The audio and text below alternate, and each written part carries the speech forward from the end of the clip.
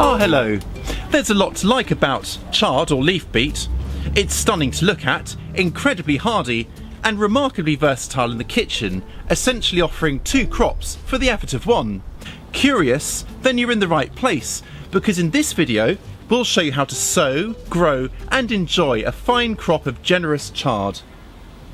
Swiss chard and closely related perpetual spinach are exceptionally easy to grow, making them a great choice for beginner gardeners looking for a no-fuss crop to get them started.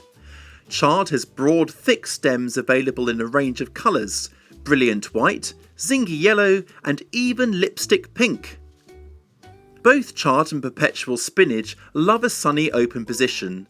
Grow them in soil that's both moist and fertile. Plants can occupy the same position for many months, so make sure you can afford to dedicate a suitable space. Don't worry, it's definitely worth doing so. A week before sowing, scatter a general purpose organic fertiliser, then rake the soil to a fine tilth. Sow your seeds any time from spring to late summer, when a quick late season crop can often be fitted in. Mark out seed drills with a trowel. The drills should be about 1 inch or 2 centimetres deep, with 16 inches, that's 40 centimetres, left between additional rows. If the ground is very dry, water along the drills before sowing to cool and moisten the soil. The large knobbly seeds can be sown 1 by 1. Space them so they are about 1 to 2 inches or 2 to 5 centimetres apart. Cover them back over with soil, gently pat down, then water along the rows to further settle the soil and prime your seeds for germination. Once the seedlings appear, it is likely you will need to thin them out, because each knobbly seed is in fact a clump of several seeds which may all sprout. Thin them in stages until the plants are 1 foot or 30 centimetres apart. An alternative to sowing directly into the ground is to start chard off in pots to plant out at a later date. This is particularly useful for succession cropping, when your chard may need to be started off away from the plot while another crop finishes. Once the previous crop is cleared, simply plant out the sturdy young chard at its final spacing, leaving 1 foot or 30 centimetres between plants and 16 inches or 40 centimetres between rows. Starting chard off in pots can also help prevent slugs damaging the young seedlings. Keep the ground free of weeds and water in hot, dry weather.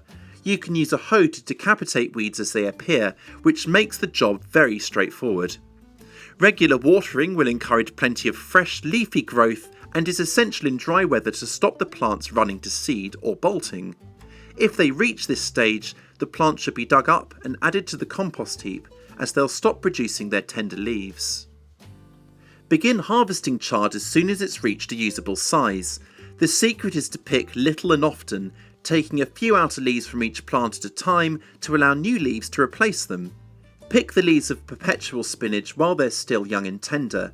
You can extend the harvest period by covering plants in autumn with fleece or row covers. At the start I mentioned that chard offers 2 crops for the effort of 1. Here's how. Strip off the fleshy leaves from the central stem. Chop these up and steam or wilt in the pan for a leafy green. You're now left with the central midribs. Almost as tender as asparagus, they can be cooked in exactly the same way, perhaps served with salt and melted butter, a rich hollandaise sauce, or, my favourite, dipped into a creamy egg yolk. Yum! Fast growing, fabulous and very forgiving, I simply wouldn't be without a regular supply of chard. If you've grown chard or perpetual spinach before and have a clever tip that we've missed, let us know about it by dropping us a comment below. And if you've enjoyed this video, go ahead and click that subscribe button. We'd love to welcome you to our community of like-minded gardeners. I'll catch you next time.